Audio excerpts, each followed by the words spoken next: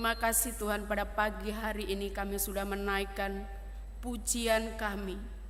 Kiranya Tuhan menjadi dupa yang harum di hadapan-Mu. Pada pagi hari ini Tuhan, kami menyiapkan hati kami, membuka mata hati kami, telinga kami Tuhan, untuk mendengarkan kebenaran firman-Mu. Urapi kami semua Tuhan. Biarlah pesan-pesan dari-Mu ini Tuhan boleh kami lakukan dalam kehidupan kami sehari-hari. Firman-Mu mengingatkan kami, Firman-Mu meneguhkan kami pada pagi hari ini ya Bapa. Terima kasih Tuhan, kami percaya Roh Kudus hadir di tengah-tengah kami dan menjadikan kami seorang murid yang memiliki hati yang seperti tanah yang gembur Tuhan, untuk ditegur, dinasihati oleh kebenaran firman-Mu.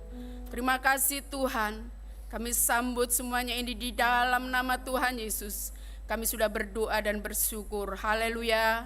Amin. Silakan duduk Bapak Ibu yang dikasihi Tuhan. Pada hari ini, minggu di bulan Januari, kita masih tetap membicarakan tentang iman. Kalau minggu yang lalu berbicara bahwa iman mendatangkan atau kunci mujizat, pada hari ini adalah tentang ujian pendewasaan iman.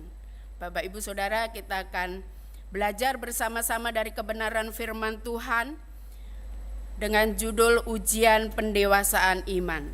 Kita akan baca di dalam Daniel pasal 3. Daniel pasal 3 ayat 17 sampai 18.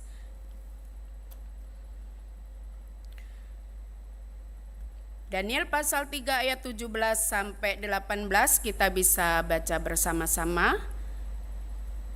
1, 2, 3. Jika Allah kami yang kami puja sanggup melepaskan kami, maka Ia akan melepaskan kami dari perapian yang menyala-nyala itu, dan dari dalam tangan-Mu ya Raja. Tetapi seandainya tidak, hendaklah tuanku mengetahui ya Raja, bahwa kami tidak akan memuja dewa tuanku dan tidak akan menyembah patung emas yang tuanku dirikan itu. Bapak Ibu Saudara yang dikasihi Tuhan, kita tahu kisah daripada Daniel yang sangat terkenal karena kalau dianggap itu sebagai melanggar aturan yang ada, itu aturan manusia, aturan sang raja bahwa dia harus menyembah, kalau kita bilang seperti menyembah patung, menyembah berhala, dia melawan itu atau dia tidak mau taat, ada sanksi yang dia terima, yaitu dia masuk ke perapian atau masuk ke perapian sebagai hukumannya. Tetapi dia lebih taat kepada Tuhan Allahnya.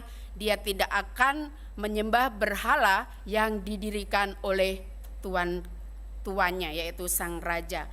Pada pagi hari ini kita melihat di ayat 17 dan 18 ini, kalau dari ayat versi mudah dibaca, ayat 17, jika engkau melemparkan kami ke perapian yang panas, Allah yang kami sembah menyelamatkan kami, dan jika Ia mau, Ia juga menyelamatkan kami dari kuasa-Mu. Ini yang mudah dibaca. Kita lanjut di ayat 18. Ayat 18 di dalam versi yang mudah dibaca, namun sekalipun Allah tidak menyelamatkan kami mau agar raja tahu bahwa kami tidak mau menyembah Allah-Mu. Kami tidak menyembah berhala emas yang engkau dirikan. Bapak Ibu Saudara yang dikasihi, di dalam ayat 18 ini adalah satu keteguhan, satu komitmen di dalam kehidupan Daniel, sekalipun dikatakan ya, sekalipun sepertinya kalaupun Tuhan tidak melepaskan dia dari perapian, dia akan tetap percaya, dia akan tetap beriman bahwa apapun yang terjadi dalam kehidupannya, imannya tidak tergoyahkan. Imannya tetap percaya, apapun yang menjadi ancamannya, dia tetap percaya. Di dalam kehidupan Daniel ini memegang teguh, dia kuat, dia tangguh. Kenapa Bapak Ibu Saudara? Karena dia tahu siapa yang Allah dia sembah, siapa yang dia tahu dan dia percayai, itu yang meneguhkan hatinya. Pada pagi hari ini kita belajar dari kehidupan Daniel ini bahwa ujian untuk kehidupan kita adalah ujian yang untuk mendewasakan iman kita. Apa sih itu ujian? Dari keteguhan Daniel yang tetap berpegang pada pendiriannya, pada komitmennya, dia teguh, dia tangguh, dia kuat, karena dia tahu. Ujian adalah merupakan cara terbatas untuk mengukur kemampuan seseorang. Ujian juga berarti sebagai alat evaluasi untuk menilai berapa jauh pengetahuan yang sudah dikuasai dan keterampilan yang sudah diperoleh. Ujian juga dikatakan dilakukan sebagai penentu kelulusan, juga untuk mengetahui potensi secara mendasar dari diri seseorang. Bapak Ibu Saudara, ini dari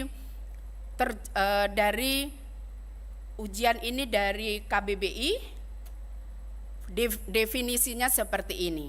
Kita aplikasikan dalam kehidupan kita sehari-hari. Kalau di dalam pendidikan, Bapak Ibu Saudara, saya percaya semuanya orang bilang pernah di bangku sekolah. Ya, dari kelas TK barangkali memulai secara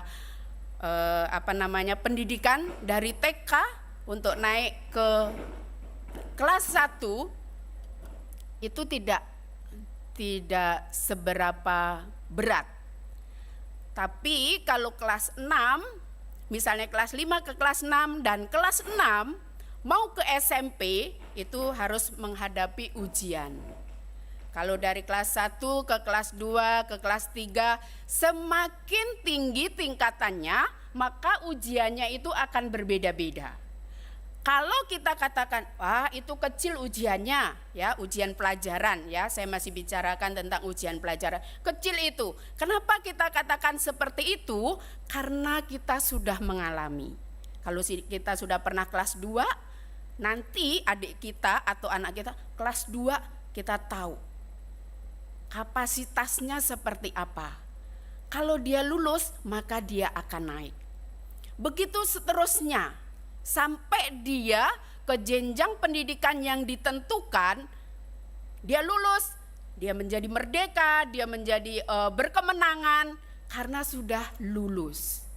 Yang menjadi masalahnya adalah kalau kita menghadapi ujian itu harus mengerahkan segala daya, segala upaya di dalam pendidikan, harus belajar sedemikian rupa menghadapi ujian itu, dan bahkan ya tidak bisa tidur, bahkan bisa menimbulkan stres. Kalau pendidikannya lebih tinggi, tentunya ujiannya akan lebih berat. Dikatakan ya, sekali lagi kalau SD kelas 1, 2, 3 dan seterusnya masih ringan. Tapi begitu SMP dia tidak akan ringan lagi. Begitu SMA tidak ringan lagi. Begitu kuliah demikian juga Bapak Ibu. Saya ada pengalaman waktu kuliah kejar supaya cepat lulus, ternyata dosen mengatakan koreksi. Waktunya sudah dekat. Apa Bapak Ibu yang saya lakukan? Taruh aja. Udahlah nggak usah ujian. Dalam hati waktu itu ya, waktu mengerjakan makalah itu, tinggal sedikit lagi, tinggal selangkah lagi. Kenapa kamu putus asa? Kenapa kamu tinggalkan? Saya bilang, udahlah pokoknya nggak usahlah sampai ujian. Tetapi maunya cepat selesai. Ternyata gagal. Karena putus asa atau sudah begitu saja. Nggak bisa saudara, itu nggak lulus. Terus apa yang dilakukan? diulangi lagi tahun depannya ya, karena tahun ini belum mencapai seperti yang ditargetkan secara akademis, maka tahun depan harus diulangi lagi. Itu tentang ujian di jenjang pendidikan. Nah, Bapak Ibu Saudara, di dalam kehidupan kita setiap hari sebenarnya kita masuk di dalam ujian kehidupan kita ini yang dari hari ke hari akan berbeda-beda satu dengan yang lain sesuai kapasitas atau tingkat di mana kita harus naik lebih tinggi, itu yang tahu saudara dan Tuhan. Kita setiap hari itu adalah ujian kehidupan yang tidak ada di bangku sekolah. Misalnya ujian kesabaran di akademis tidak ada itu pelajaran ujian kesabaran, begitu ya. Tetapi itu ada di dalam ujian kehidupan. Kalau kita baca dari kitab Daniel ini tadi, bahwa kalaupun Tuhan tidak melepaskan dia dari perapian, tetapi dia tetap berpegang teguh, dia tetap mempertahankan imannya, ada banyak rahasia yang ada di dalamnya. Sehingga dia memiliki keteguhan iman, mempertahankan iman itu di saat ujiannya datang di dalam kehidupan Daniel. Itu sebabnya di dalam kehidupan kita sehari-hari kita pasti merasakan dan mengalami apa itu namanya ujian tadi. Bagaimana kita bisa lulus atau bisa terlepas atau melewati ujian yang hadir, yang ada, yang kita alami dari hari ke hari, itu ada minimal ada 3 hal respon kita kalau ujian datang di dalam kehidupan kita. Ada banyak rahasia, ada banyak respon yang kita lakukan atau kita tanggapi pada saat ujian hidup itu ada. Tetapi saya hanya memberikan 3 respon jika kita menghadapi ujian dari Tuhan. Yang pertama adalah tetap memiliki ketenangan. Yang kedua, tetap memiliki ucapan syukur. Yang ketiga adalah tetap memiliki pengharapan. Bapak Ibu, untuk mudah mengingatkannya, yang saya kasih warna itu KUP atau KUP.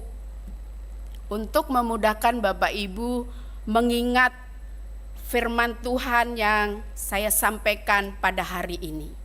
Tetap memiliki ketenangan, tetap memiliki ucapan syukur, dan tetap memiliki pengharapan.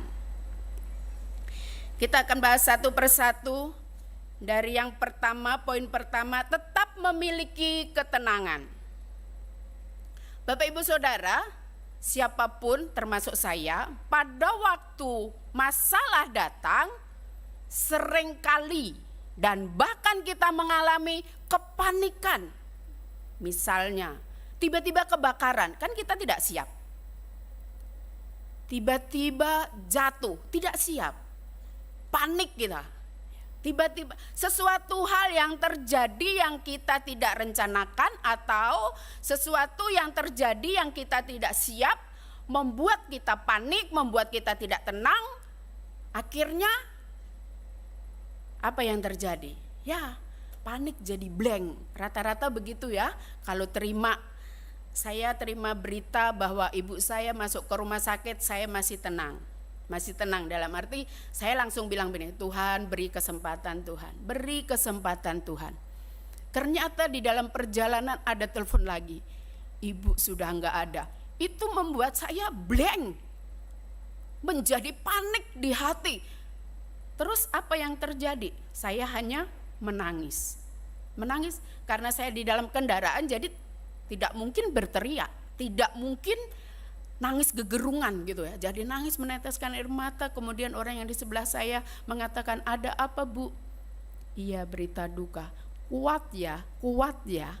Kan kita sering gitu ya, kalau ada orang yang mengalami masalah ujian atau masalah yang terjadi di dalam orang sesama kita, dalam keadaan seperti itu kita selalu memberikan kata-kata ketenangan, sabar, sabar, begitu bukan? Bukan juga ya udah yang terjadi terjadilah, bukan begitu. Kita pasti kata sabar ya, tenang, tenang. Dikatakan di dalam Amsal pasal 24 ayat 10, jika engkau tawar hati pada masa kesesakan, kecillah kekuatanmu. Di masa kesesakan, kalau kita tawar hati, kita bimbang, kekuatan kita semakin kecil. Tetapi sebaliknya, jika kekuatan kita besar, maka kesesakan itu akan menjadi lebih kecil. Kita lihat dari cara pandang yang benar. Bukan berarti gampang sih ngomong ya, gampang sekali. Ngomong gampang sekali. Tetapi ini sudah saya alami juga. Ketika kekhawatiran, kecemasan mencekam kita lebih besar daripada iman kita, maka tubuh kita ini akan berpengaruh, akan menjadi lemah. Jika Bapak Ibu disupport dari kiri kanan dan lain sebagainya, tetapi Bapak Ibu tidak bangkit, ya tetap kecil nanti. Jadi menghadapi ujian ini tetap memiliki ketenangan ini pribadi lepas pribadi. Yang dari luar itu menyupport, mendorong kita. Seperti Bapak Ibu. Ada orang yang di sekeliling kita yang mengalami satu hal yang membuat dia sedih. Kita bilang, ayo bangkit. Jangan di dalam kesedihan yang terus menerus. Tetapi waktu itu orang itu misalnya nggak bisa, saya nggak bisa. Ya itu yang terjadi Bapak Ibu. Kalau udah bilang nggak bisa, siapa lagi yang menyupport? Saya punya kakak ipar itu dia sakit diabetes. Sering kali kambuh. Saya cuman katakan karena dia ini ya. Kenapa bisa kambuh? Stres. Apa yang dipikirkan? Ya mikirlah orang hidup. Memang Bapak Ibu, orang hidup memang harus mikir. Kalau nggak mikir, tempatnya sudah lain ya. Nah, kenapa bisa seperti itu? Kalau punya penyakit tertentu dan ada tahu pemicunya, mestinya dia tidak lakukan itu. Misalnya makannya udah sembrono, akhirnya ini. Saya bilang dari luar hanya menyupport supaya dia tetap sehat, tetap kuat, tetapi kalau dari sikap makannya atau minumnya dia seperti itu, sembrono, ya dia sendiri yang merasakannya. Gak bisa orang lain.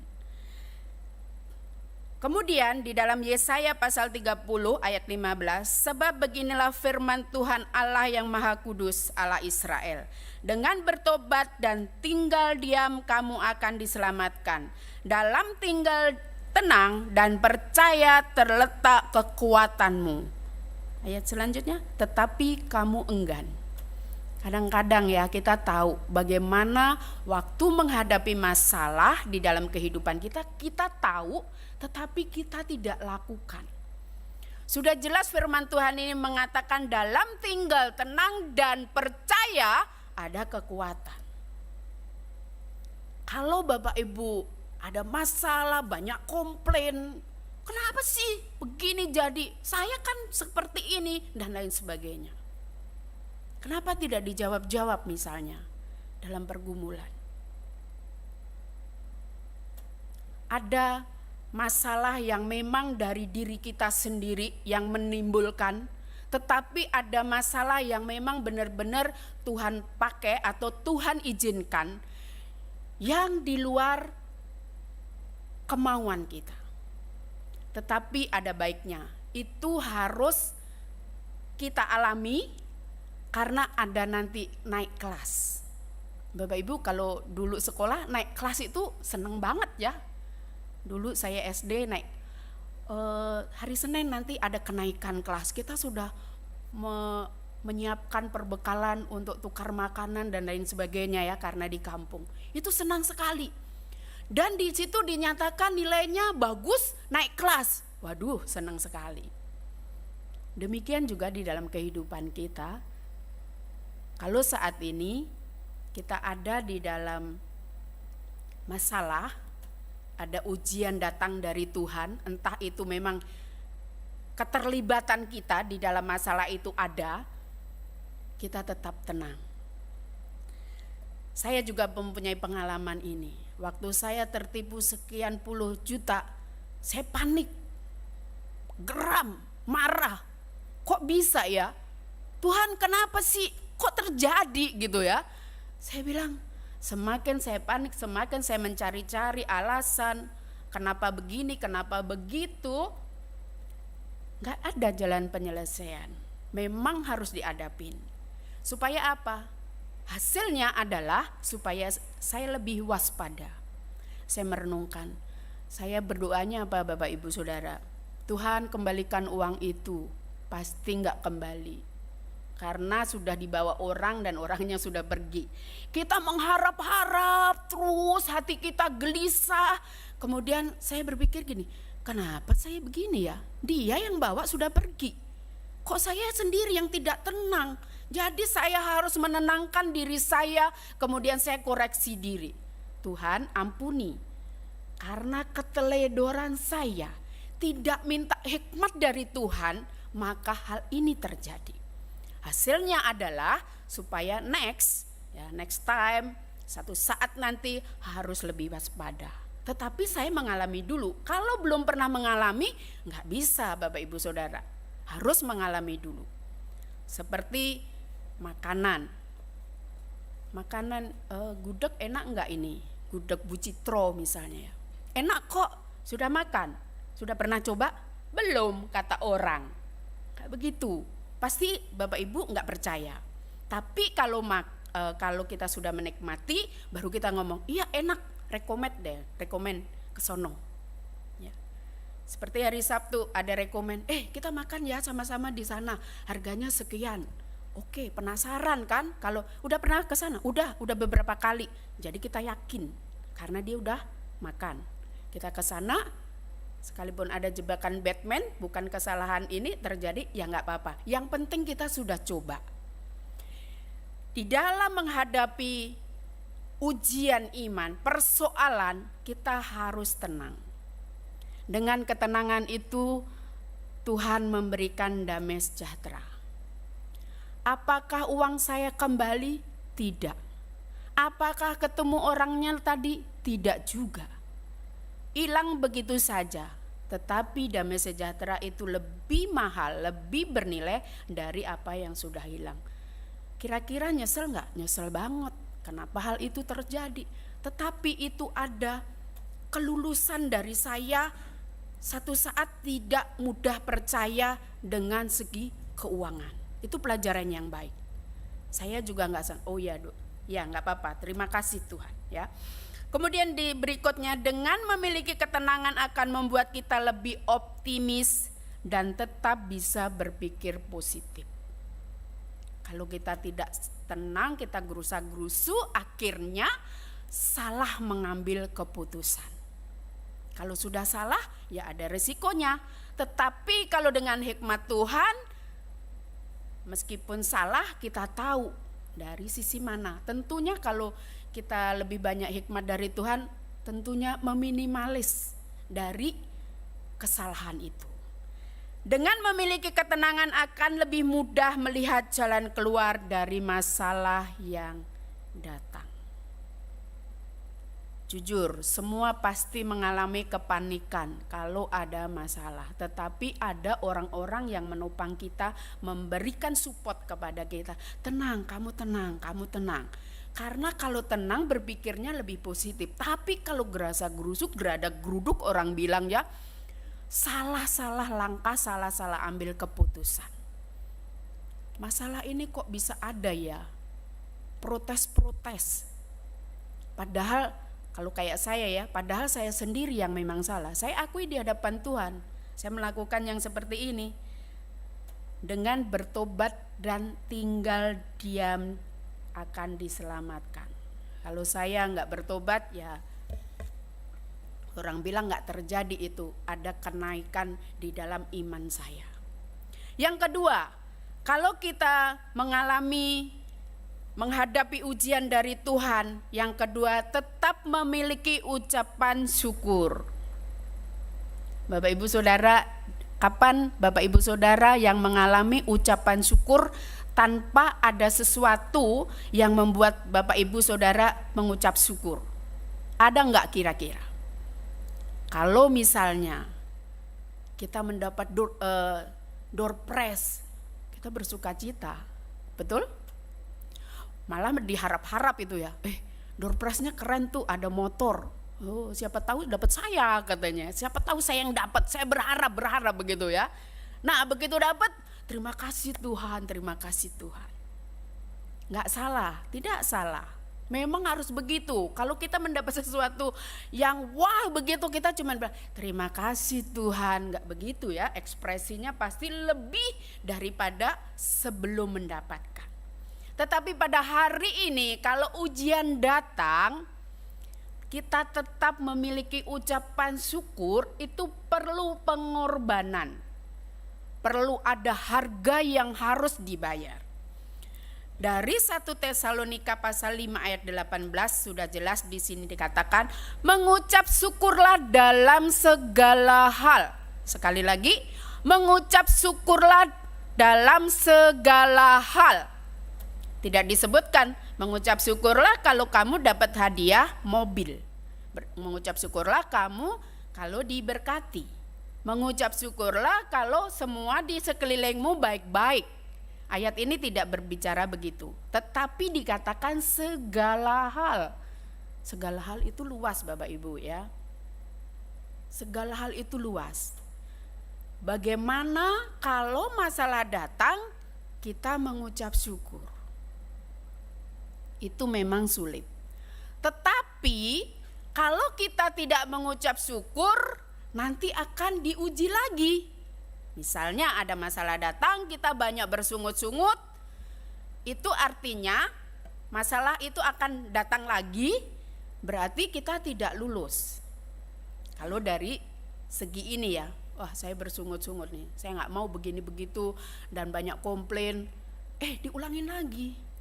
Masalah itu bisa dengan versi yang lain karena kita belum lulus, diuji lagi. Tetapi jikalau masalah itu datang, kita mengucap syukur dengan cara pandang dari firman Tuhan, maka masalah itu bisa teratasi dan kita naik level, naik kelas. Kalau Bapak Ibu selalu bersungut-sungut, selalu tidak mengucap syukur, susah banget mengucap syukur, itu akan terus membuat bebannya itu semakin berat. Kalau tidak mengucap syukur kalau masalah datang bukan karena kesalahan kita, ataupun karena kesalahan kita bertobat.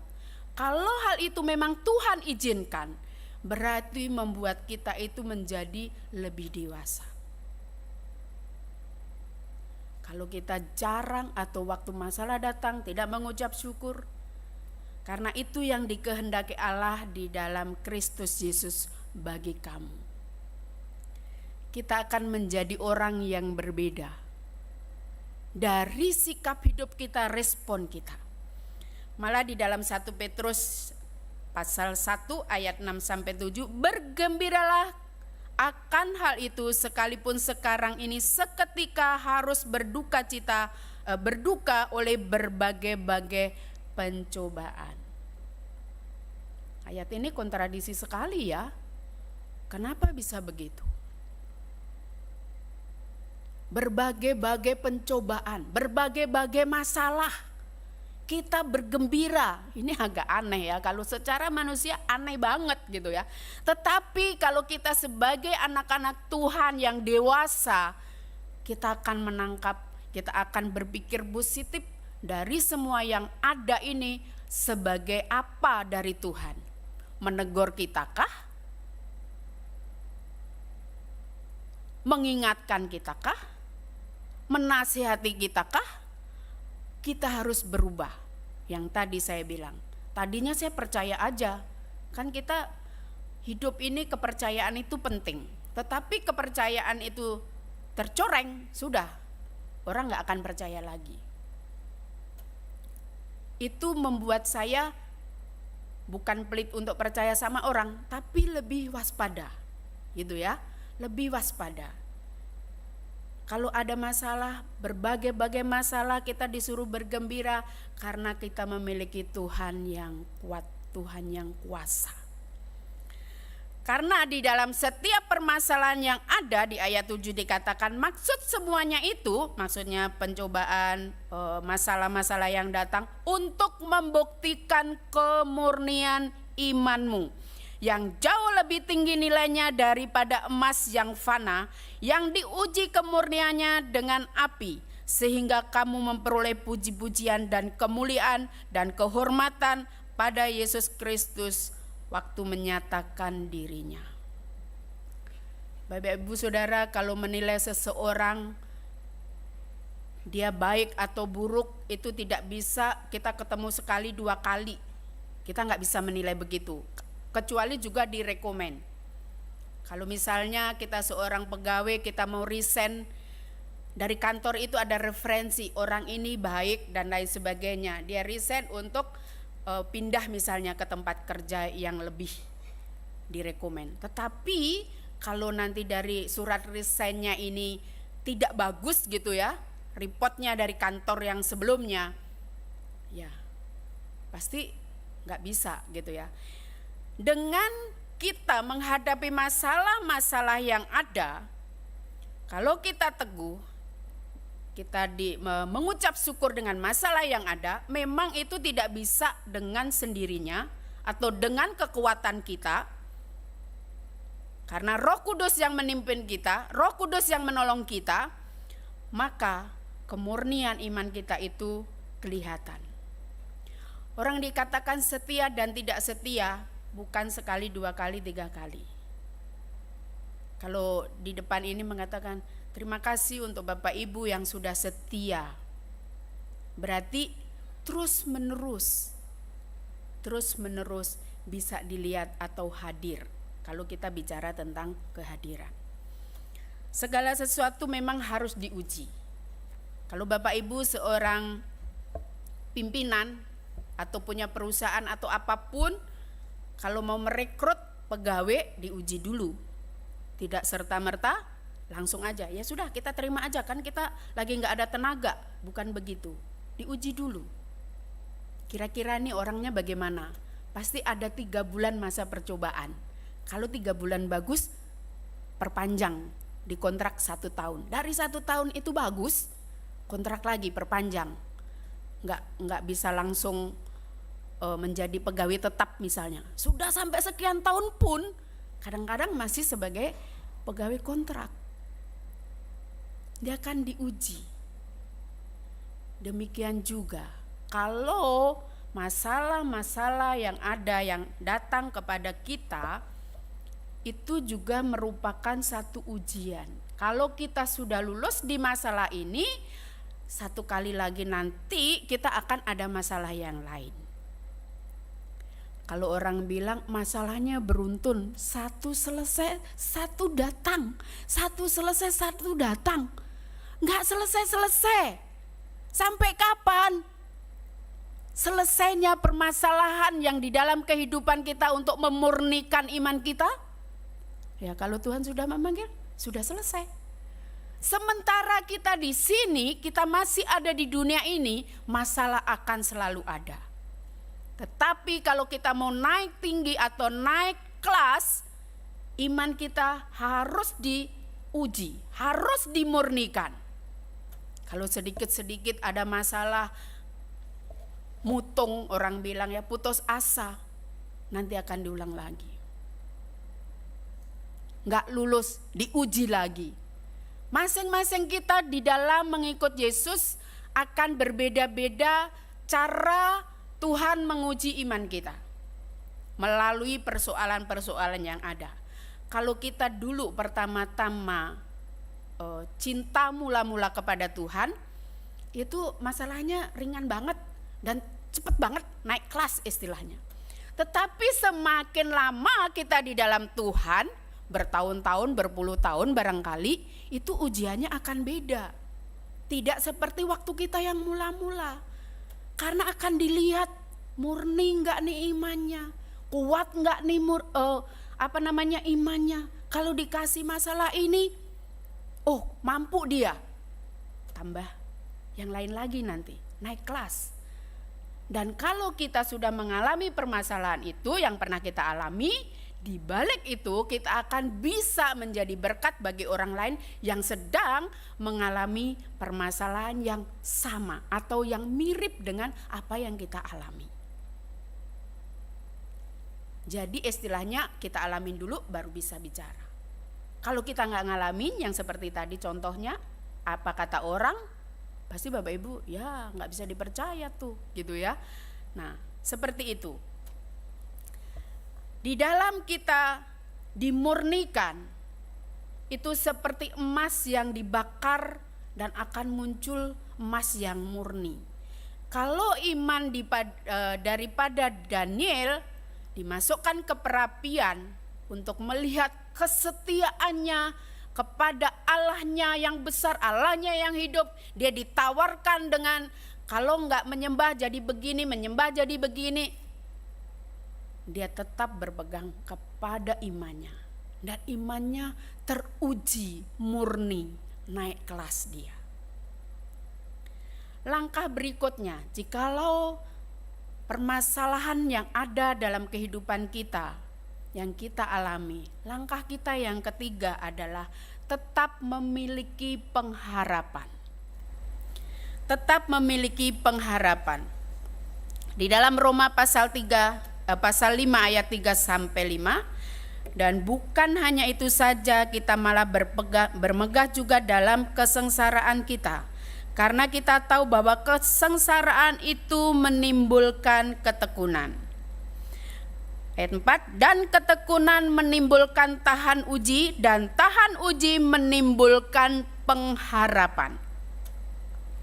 Dan pengharapan tidak mengecewakan, karena kasih Allah telah dicurahkan di dalam hati kita oleh Roh Kudus yang telah dikaruniakan kepada kita.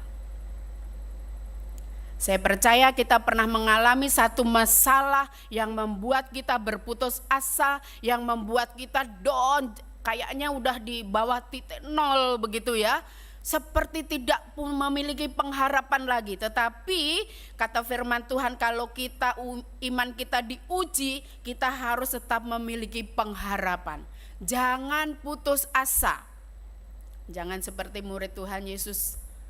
Dia sudah melakukan Yudas sudah menjual Tuhan Yesus. Dia tidak bertobat, dia putus asa, dia gantung diri. Bapak Ibu, saya bekerja di Kelapa Gading, itu bagian museum, itu ada namanya pohon Yudas. Ya, contoh pohon Yudas seperti ini. Pohonnya kecil gini, bagaimana bunuh dirinya gitu ya. Yudas bunuh dirinya bagaimana? Anak-anak bilang begitu. Ini anak-anak yang berkunjung. Saya bilang, ini hanya contoh. Kalau aslinya memang tidak kita lihat. Dan jangan tanya bagaimana cara bunuh diri. Nanti dia mikir-mikir kan, anak-anak sekarang kritis. Jangan tanya bagaimana bunuh diri, dan kalian tahu kalau udah bunuh diri kemana tempatnya. Tahu Kak, tahu Bu, di mana? Ya di perapian neraka itu katanya. Ya jadi dia sudah tahu, imannya bertumbuh. Enggak usah reka-reka. Bagaimana ya caranya? Apakah pakai ikat di sini? Nanti bagaimana begitu ya? Nah, jikalau kita menghadapi masalah, persoalan yang ada, yang kita rasa berat, kalau beberapa waktu yang lama yang sudah berlalu, kita diberikan kemampuan, maka Tuhan pasti memberikan kemampuan di saat ini. Kan firman Tuhan katakan Tuhan Yesus tetap sama dulu, sekarang, dan selamanya. Berarti kalau hari ini permasalahan kita lebih besar dari yang kemarin, berarti kita sudah naik kelas. Nanti kita akan naik kelas lagi. Pasti lebih berat. Mungkin seperti itu. Dan ukuran untuk melihat kapasitas iman, kemurnian iman seseorang akan berbeda-beda. Kalau di sini yang hadir 100 orang secara onsite, yang online lebih banyak juga, ujian imannya itu berbeda-beda, tidak sama.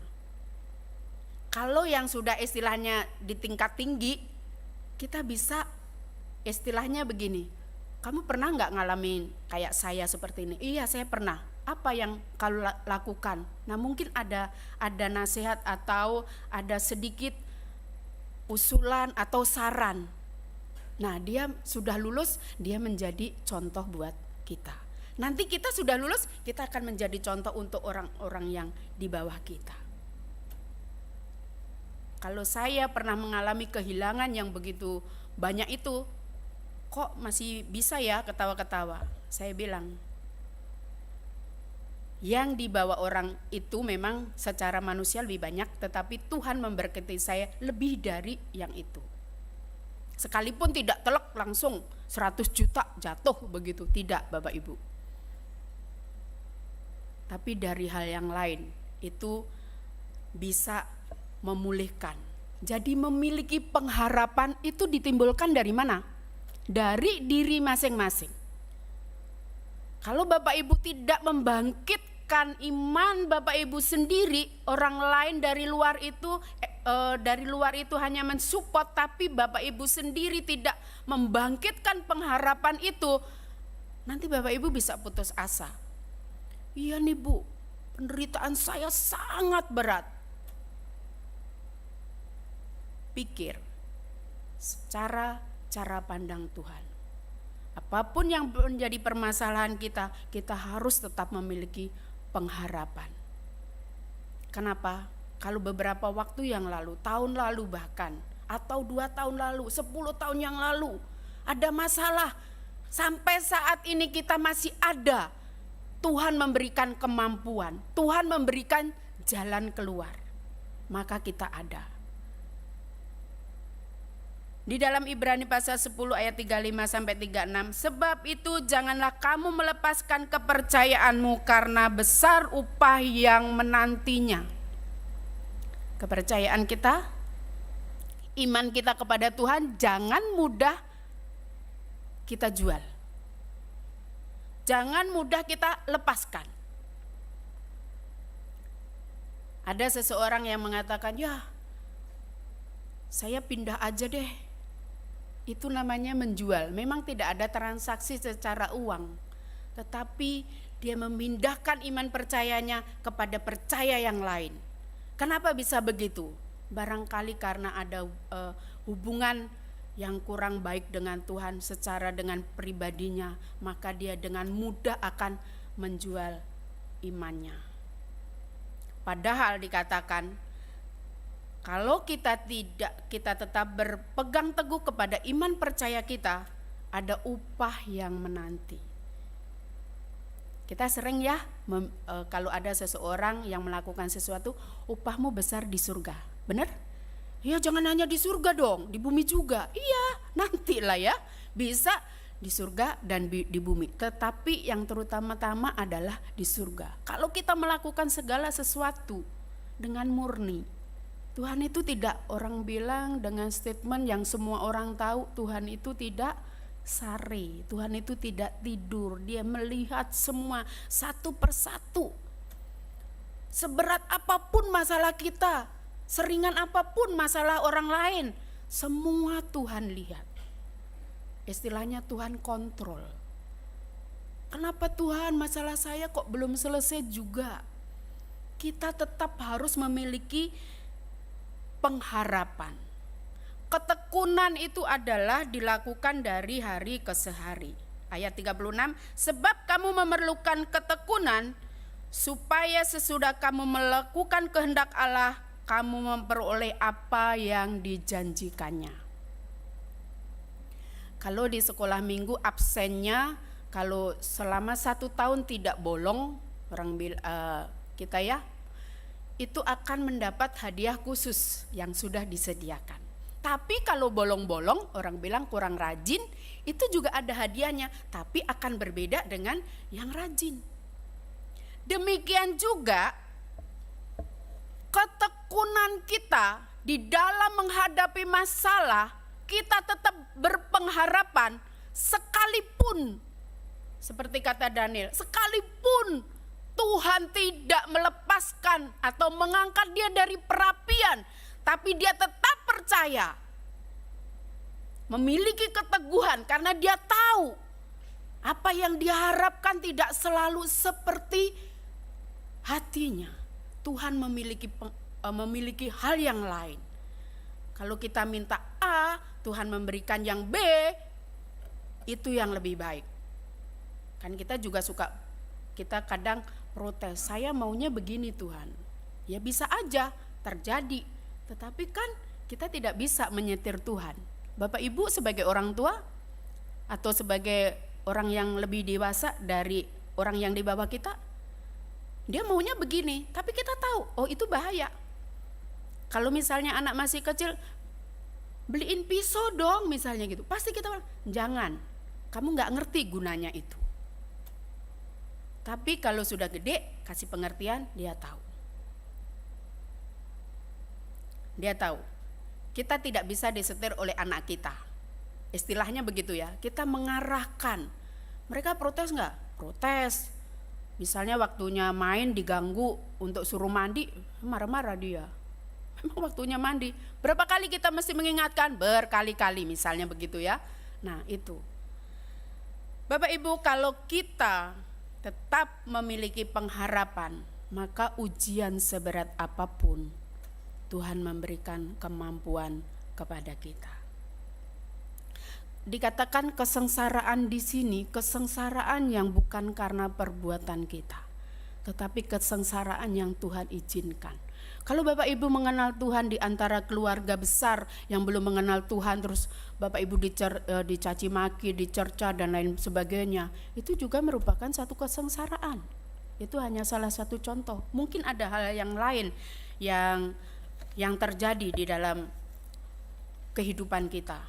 Kalau itu seizin Tuhan, Bapak Ibu berpikir secara positif, oh berarti saya akan naik kelas.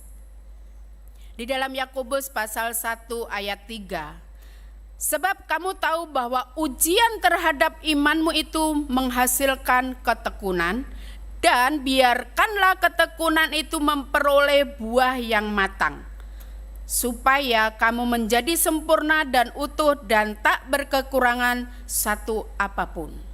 Ini tentang buah yang matang, itu artinya di sini adalah menjadi dewasa. Kalau masih muda, ya tunggu sampai matang. Istilahnya kalau kita di dalam Tuhan, ujiannya orang lain berbeda dengan ujian kita, jangan protes gini, Tuhan kok dia ujiannya lebih ringan daripada ujian imannya kepada saya? Gak bisa begitu, karena kadarnya beda-beda. Kalau kita mengikut Tuhannya sudah levelnya istilahnya 1, 2, 3, 4, kita udah 20, berbeda ujiannya dengan yang baru 10. Begitu ya. Jadi dengan ujian ini iman kita bisa kelihatan murni atau tidak, dan menghasilkan ketekunan. Ketekunan itu melakukan, mengusahakan sedemikian rupa. Sedemikian rupa sehingga dikatakan, oh dia tekun, telaten, ya seperti begitu ya, telaten. Kalau itu kita lakukan dalam kehidupan kita, maka kita menjadi orang-orang percaya yang dewasa. Kesimpulannya adalah, setiap persoalan yang kita alami sebagai alat atau sarana ujian untuk menjadikan kita dewasa di dalam iman dan menjadikan kita orang-orang yang tangguh dan kuat menghadapi tantangan demi tantangan. Karena tangan Tuhan yang kuat selalu memegang kita. Di slide yang terakhir, setiap persoalan yang kita alami sebagai alat atau sarana ujian untuk menjadikan kita dewasa dalam iman dan menjadikan kita orang-orang yang tangguh dan kuat dalam menghadapi tantangan demi tantangan. Karena apa? Kuncinya, karena tangan Tuhan yang kuat selalu memegang kita. Amin Bapak Ibu Saudara. Percayalah, kalau pada hari ini di level mana Bapak Ibu diuji dengan datangnya persoalan, harus memiliki hati yang tenang, harus memiliki ucapan syukur, dan harus memiliki pengharapan di dalam Yesus Kristus. Semakin Bapak Ibu mengakar, bertumbuh, berakar di dalam Tuhan, kita akan menjadi orang-orang yang kokoh, orang-orang yang kuat. Tidak, orang bilang tidak cemen ya, bilangnya ya, tidak cemen. Sebentar-sebentar begini, tidak. Itu waktu dulu kita sudah alami. Semakin kita dewasa di dalam Tuhan, iman kita semakin dimurnikan. Dan Bapak Ibu, kalau emas yang murni itu harganya mahal. Betul? Harganya mahal. Iman yang murni di hadapan Tuhan juga Tuhan perhitungkan. Sekali lagi, jika saat ini Bapak Ibu sedang di dalam ujian iman, percayalah itu membuat Bapak Ibu menjadi yang dewasa di dalam Tuhan. Kita akan akhiri firman Tuhan pada hari ini, kita renungkan lebih lanjut, dan kita akan mengangkat pujian yang tadi kita sudah pujikan, bahwa Tuhan memegang kita sehingga kita kuat, sehingga kita mampu di dalam menghadapi ujian iman. Masing-masing akan berbeda, tapi tetaplah percaya, ada pengharapan. Setiap persoalan yang ada, jangan membuat kita putus asa, jangan membuat kita tawar hati. Kita berpaut kepada Tuhan. Katakan, Yesus memegang tangan kanannya, sehingga kita menjadi orang yang berkemenangan. Haleluya. Sambil kita tundukkan diri di hadapan Tuhan, katakan, Yesus memegang tanganku